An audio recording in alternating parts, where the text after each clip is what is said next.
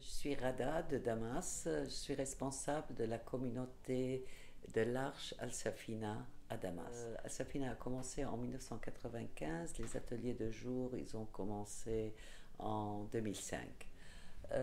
Depuis, on a 30 personnes aux ateliers. On fait le ramassage le matin, des externes, on les ramène chez eux.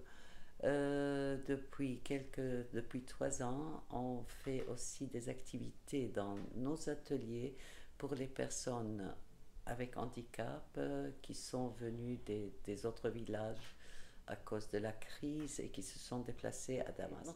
Notre but, c'est de changer le regard de la société et faire montrer les dons, découvrir les dons, parce que chaque personne, handicapée ou non, il a des dons. Alors il suffit de travailler pour chercher, faire sortir ces dons-là. Dans un foyer, on a 8 personnes accueillies. C'est un foyer, c'est leur maison à vie.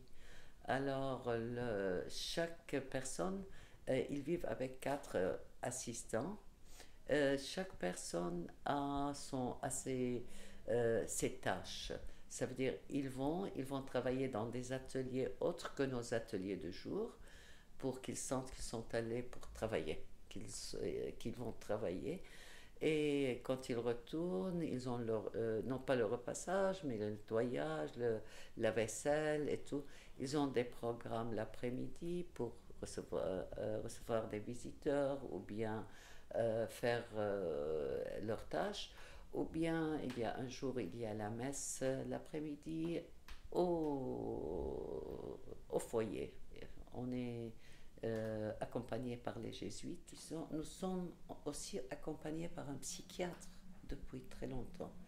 Alors, ce psychiatre nous donne un projet personnel pour chaque personne avec handicap. Ça veut dire on ne travaille pas avec la personne avec handicap à la dérive comme ça, mais selon un projet personnel que notre psychiatre nous met. Par exemple, celui-là, il faut travailler sur l'autonomie pour l'argent, pour l'autre, pour maîtriser sa colère, l'autre, et il nous donne les moyens. Alors, ils commencent leur journée avec le sport, quelques minutes de sport, des exercices, et après, dans chaque atelier, ils font une rencontre de 10 minutes pour parler, chacun à son tour, qu'est-ce qu'il a fait hier après-midi. Alors c'est comme ça pour leur apprendre à communiquer, à dire ce qu'ils ont vécu. Alors ça c'est... Et après chaque atelier commence à faire son travail, disons. Euh, aux ateliers, on ne prend pas des jeunes, c'est 16 ans et plus. Alors, on a jusqu'à 50 ans. Ça veut- nos assistants, ils sont des universitaires, mais qui ont voulu vivre cette expérience-là.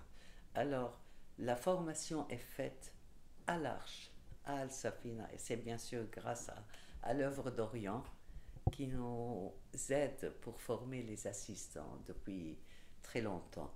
Mais aussi les assistants, quand ils quittent Al-Safina, ils restent amis de l'Arche à ce moment-là. Alors je dis merci à l'œuvre d'Orient parce que vraiment sans l'aide de l'œuvre d'Orient et les donateurs de l'œuvre d'Orient, on ne peut pas faire ces formations à nos assistants et ils ont besoin de ça. On a commencé à penser en 2010 parce qu'en Syrie, il n'y a pas de centre vraiment de jour. Il y a des centres privés qui sont très chers. Mais notre centre, nos ateliers, il n'y en a pas.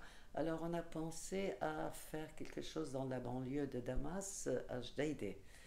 Et parce qu'il y a beaucoup de personnes handicapées qui sont chez eux, qui ne sont pas servies du tout. On a fait les statistiques, on a rencontré les familles, après il y a eu les événements, on a arrêté. Maintenant, on a recommencé une fois que le calme est retourné et on compte vraiment euh, petit à petit faire un centre, des ateliers de l'Arche à Jdeïda. Alors, on n'a pas commencé par des activités comme dans 2 semaines, la première activité avec les personnes, avec des volontaires, pour choisir les, qui vont être les assistants pour les former avant qu'ils commencent. Alors voilà, j'espère que ça va aller.